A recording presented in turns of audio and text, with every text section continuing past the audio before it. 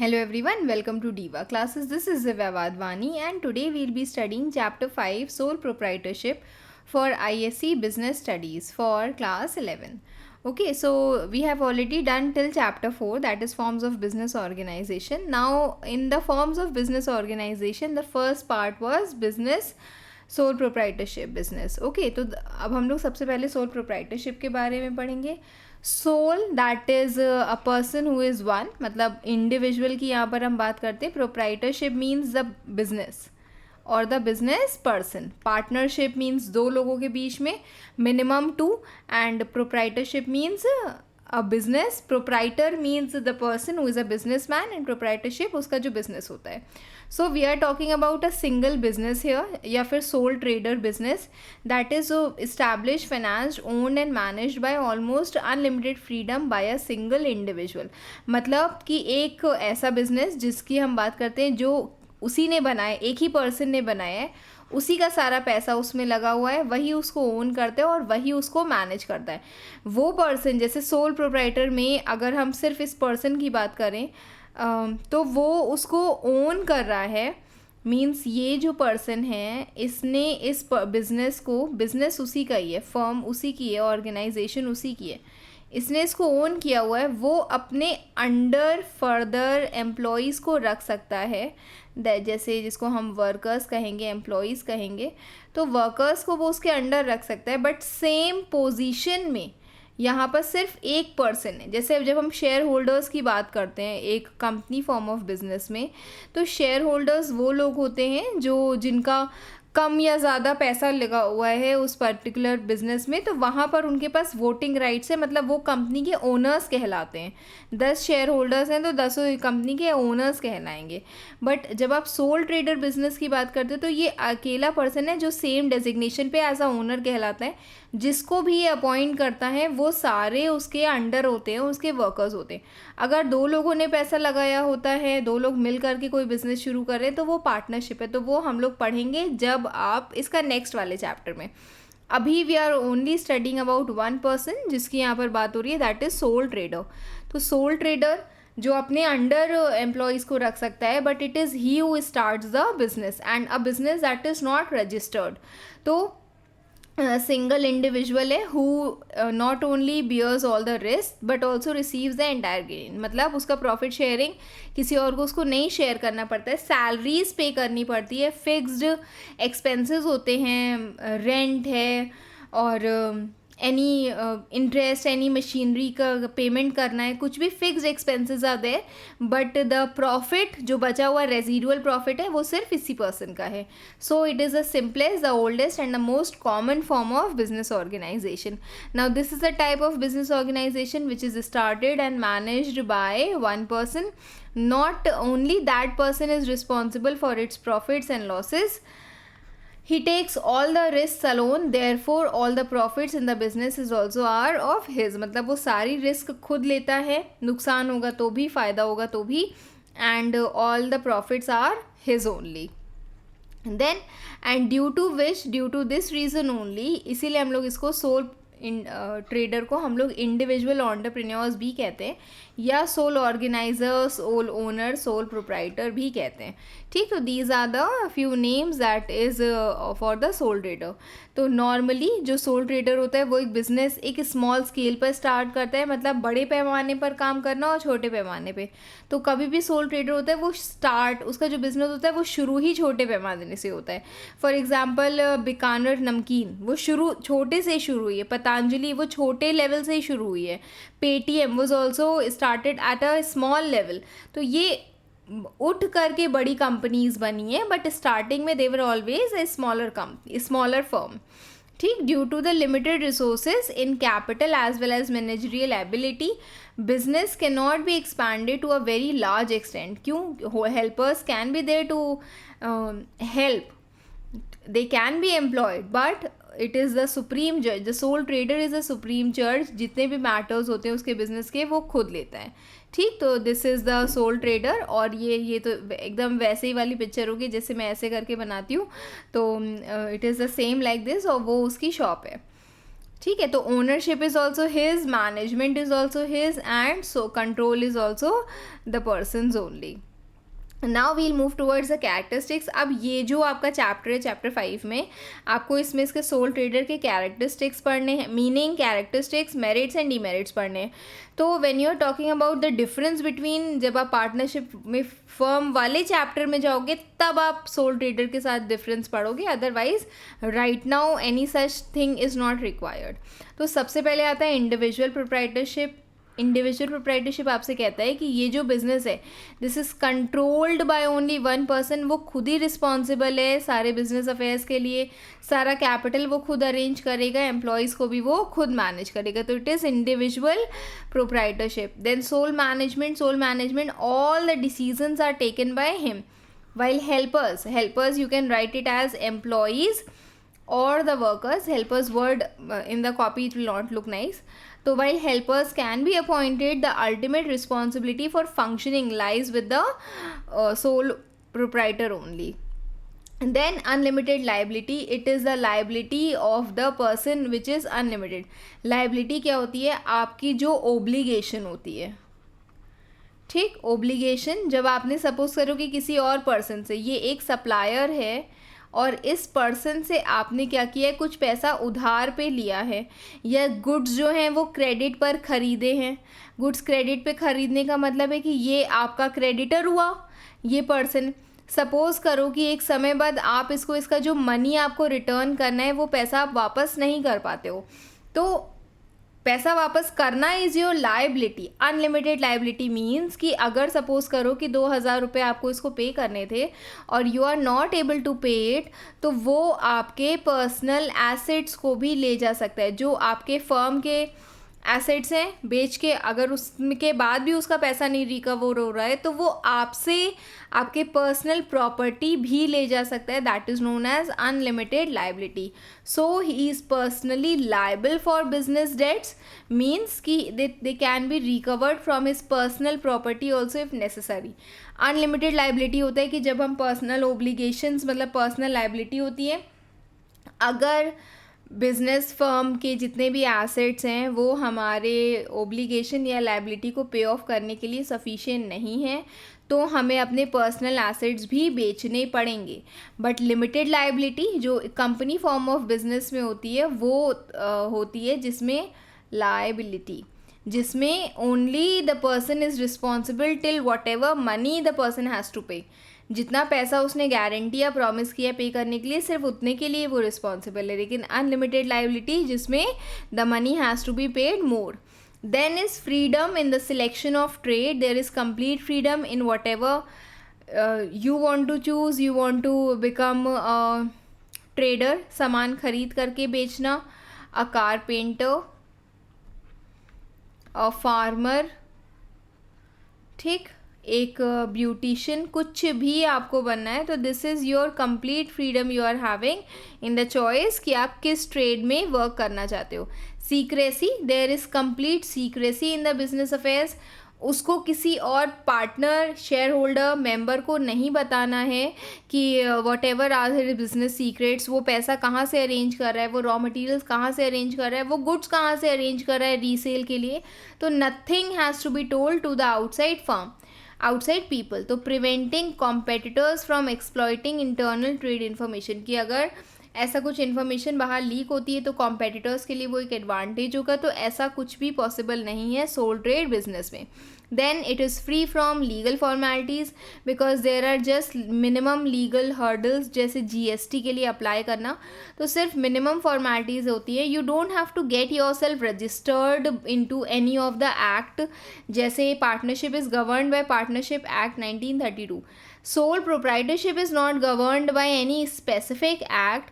हाँ, sale of goods act के उसके ऊपर रूल्स अप्लाई हो सकते हैं, ठीक है, इंडियन कॉन्ट्रैक्ट एक्ट के रूल्स उसके ऊपर अप्लाई हो सकते हैं, बट डायरेक्टली कोई एक्ट नहीं है जो इसके प्रोविजंस को जिसके प्रोविजंस इसके ऊपर अप्लाई हों. Then is small size of business. The size of the business is small. हम कभी भी शुरू करते हैं तो कैपिटल और मैनेजरियल एबिलिटी हमेशा वो कमी पैमाने पे होती है.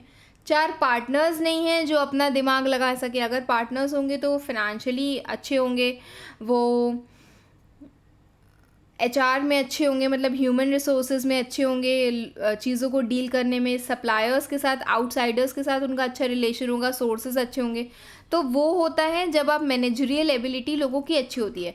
बट यहाँ पर कहा गया कि सोल ट्रेडर है, सोल ट्रेडर का मतलब होता है कि यही इस कंपनी का अकाउंट्स ऑफिस है, यही इस कंपनी का एचआर है, यही इस कंपनी का मार्केटिंग भी है। ठीक, तो this is the entire sole trader who has to deal with all these things, capital as well as managerial. Next is no separate entity. No separate entity कहता है कि there is no difference between business and business person.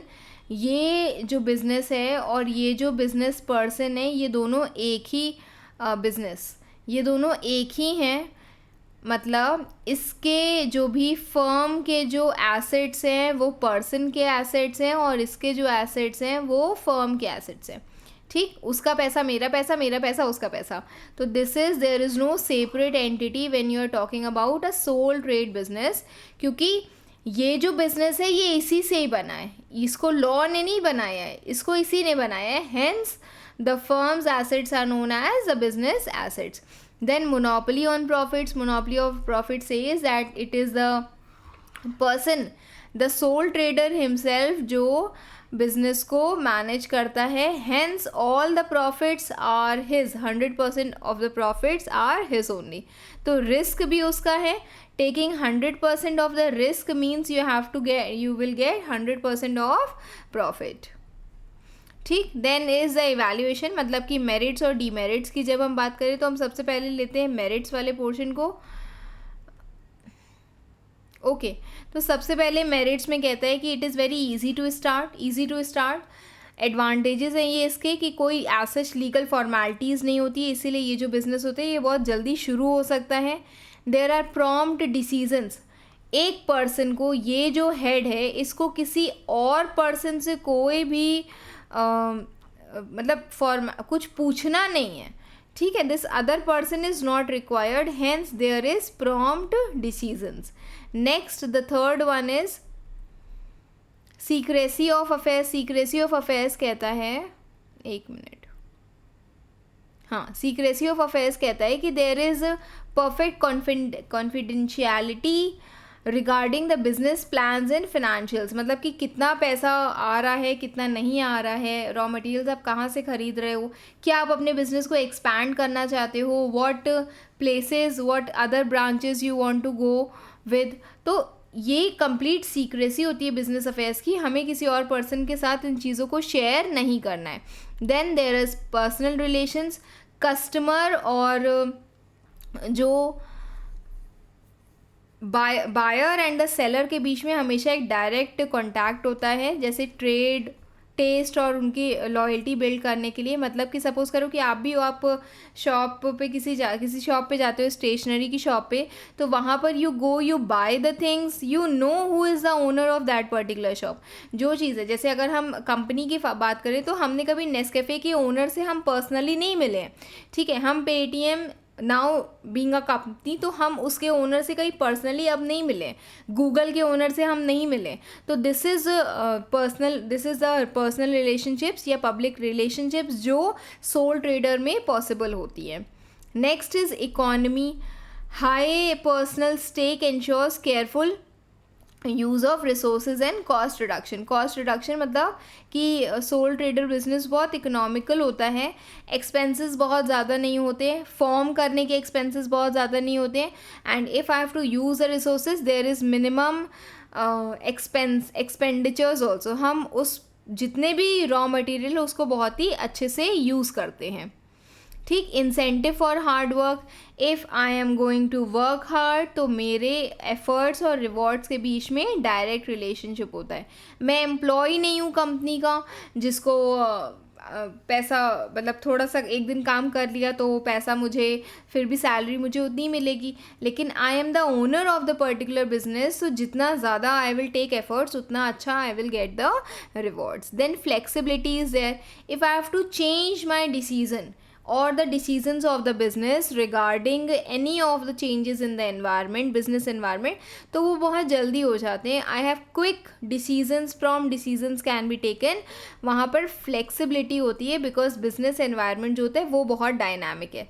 तो market में changes हो रहे हैं तो I can make the changes in my business plans also.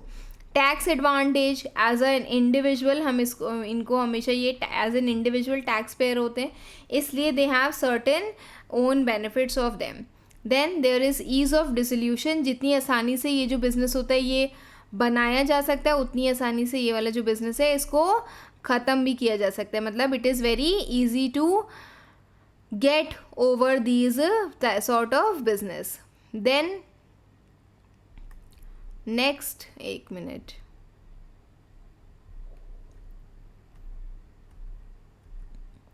then we will move towards the demerits of the business. तो the first demerit of the business is limited capital. जो resources होती हैं capital की as compared to the other forms of business इसमें थोड़ी सी कम होती हैं. Why? All we can take the money is from our own savings. ठीक, loans from banks, वो भी अगर वो हमें देते हैं लोन्स तब, unsecured loans specially short term loans, and friends and relatives से you can take the money, friends relatives. ठीक, तो this is limited capital. Then funding is restricted to personal savings and limited borrowing capacity. Why? Because I am not the partner, तो मैं किसी partnership business से नहीं ले सकती. मैं I am not the company form of business, तो मैं जनरल पब्लिक से पैसा नहीं उठा सकती. Limited managerial ability, I told ना there is only 1% who has to be expert in all the fields, marketing में, फाइनेंस में, एवरीवेयर, HR में, हर जगह उसको ही अपना दिमाग लगाना होता है. Hence he has to be expert in to everything. Then unlimited liability, अगर आपने मेरा पैसा वापस नहीं किया मुझे तो I am going to take your own personal assets, this is known as unlimited liability concepts. तो उसके खुद के जो एसेट्स होते हैं वो रिस्क में होते हैं. Assets anything that benefits you. तो सपोज करो कि किसी पर्सन के पास कार है, स्कूटी है, तो that can also be taken अगर आपका जो बिजनेस है वो क्रेडिटर्स को पैसा नहीं पे कर पा रहा है तो. Then is instability, business can very quickly, means जो बिजनेस की लाइफ होती है वो क्या होती है, अनसर्टेन होती है. तो there is uncertainty that says कि if the person, the sole trader, the death, lunacy, इंसान पागल हो जाएगा, या इंसॉल्वेंसी, ठीक, उसके पास पैसा ख़त्म हो गया, तो डेथ, इलनेस, इंसॉल्वेंसी, ये सारी चीज़ें बिजनेस को ख़त्म कर सकती हैं. Then loss by quick decisions, if a person is taking decisions very hastily, बहुत जल्दबाजी में अगर वो डिसीजन ले रहा है बिना किसी से कंसल्ट करे तो obviously it will be loss for him also. And then secrecy causes suspicion, means अगर आप बहुत ज़्यादा बिजनेस सीक्रेट्स बाहर रिवील नहीं करोगे, देयर इज़ नो ट्रांसपेरेंसी, तो सप्लायर्स और लेंडर्स भी बहुत हेजिटेंट हो जाते हैं. मतलब why would they give money to a person जो सोल ट्रेडर हो, जिसके बारे में हमें कुछ भी पता नहीं है. तो दैट इज़ वाई स्टार्टअप्स को पैसा मार्केट से लेने में बहुत ज़्यादा दिक्कत होती है. कोई भी supplier, if I am a supplier, कोई न्यू सोल ट्रेडर मेरे पास आए जिसके साथ मेरे अच्छे रिलेशंस नहीं हैं क्योंकि हम वो नया है उस मार्केट में, तो why would I give the goods on credit to that particular person. ठीक. Then weak bargaining position, just because कि उसके पास मार्केट कंट्रोल लिमिटेड होता है as compare to large corporations, he has limited market control and he has weak bargaining position also. अगर वो अपना price, suppose कोई भी प्रोडक्ट है जो वो 10 रुपये का बेच रहा था, वो अगर सडनली उसको 20 रुपये का भी कर देगा, then also his business demand will definitely be falling. Reason behind is कि उसका मार्केट शेयर इतना स्ट्रॉन्ग है ही नहीं मार्केट में जिसमें वो अपना ज़्यादा, सपोज़ कि जैसे सपोज़ करो कि नेस्कैफ़े है, ठीक, Nescafe has a very strong brand loyalty. मुझे कॉफ़ी पीनी है तो मैं नेस्कैफ़े की जा करके पीऊँगी. तो अगर वो अपने 10 रुपये 20 रुपये बढ़ा भी देते हैं, अगर वो 200 रुपये की कॉफ़ी को 230 का भी बेचेंगे, then also there are customers who are going to buy. But sole proprietor के केस में ऐसी चीज़ नहीं होती है because they have limited market control. जैसे एग्जाम्पल आप परफेक्ट कॉम्पिटिशन ले सकते हो इकोनॉमिक्स में. Then limited scope for expansion. Because of the limited capital and limited managerial skill, I have less scope for expansion. Easy to replicate, मतलब नए competitors बहुत जल्दी मार्केट में आ जाते हैं. आपने देखा होगा कि एक जगह पर एक फूड स्टॉल है किसी भी प्लेस पे, तो उससे रिलेटेड बहुत सारे फूड स्टॉल्स वहाँ पे आ जाते हैं, क्योंकि एक पर्सन सोचता है कि अगर मुझे कहीं के ऑडियंस को खींचना है तो मैं ऑब्वियसली वहीं पर ही जाऊंगा जहाँ पर वो ऑडियंस जा रही है, वो कस्टमर्स जा रहे हैं. तो लाइन से वो जो फूड स्टॉल्स हैं वो एक ही जगह पर हैं, यहीं पर ही सारे कस्टमर्स आते हैं, तो हम भी यहीं पर ही अपना मार्केट, अपनी स्टॉल जो है यहीं पर ही लगाएंगे. तो this is what is called easy to replicate. उस जगह को कॉपी करना, आपके जैसे सामान कॉपी करना, what you are selling I will also sell, it's very easy. ठीक, तो इसी के ही एक sole trader, that is a business that is owned, managed and controlled by a single person who bears all the risk and enjoys all the profits. तो उसके features क्या हैं? Single person है, easy and inexpensive to start, full control with the owner, unlimited liabilities there and there is a profit with the person only. तो इसी के ये examples दिए हुए, kirana store, tailoring shop, beauty parlour and vendor. ठीक, see these are the basic example, जैसे कि kirana store, tailoring shop, beauty parlour, street food vendor, medical store, bakery, dairy booth, stationery shop, tea stall and mobile repair shop. तो ये इसके basic examples होते हैं. That is for sole trader, the person who owns, manages and controls the business entirely. Okay, so now we'll move towards a brief chapter exercises, कुछ 4-5 questions. तो first one is, which of the following is a key characteristic of a sole proprietorship? Limited liability, no. Perpetual existence, no. Ownership by multiple investors, no. The correct answer is ownership and management by a single individual. Then next question, in a sole proprietorship the owner has a right to keep the business decision secret. तो इस को हम क्या कहते हैं? Business autonomy, business privacy, business competitive advantage या फिर secrecy. Business autonomy भी कहते हैं, it is completely up to you. Business privacy, but यहाँ पर जब आप डायरेक्टली इस फीचर की बात करें तो this is known as secrecy. ठीक, then next one, which feature of the sole proprietor allows the owners to make quick business decisions? Legal compliance, lack of external control, presence of multiple investors, government support. No, it is lack of external control, जिसके कारण हम business decisions बहुत जल्दी ले लेते हैं. बाहर से कोई person आकर के मेरे decisions को control नहीं कर रहा है. Then which of the following business describes the legal formalities required for the sole proprietorship? Is there registration with the Ministry of Corporate Affairs? No. Approval for shareholders? No. Issue of shares to raise capital? No. It is minimum or no legal formalities. ठीक, next case study is there that Priya runs a small bakery as a sole proprietorship.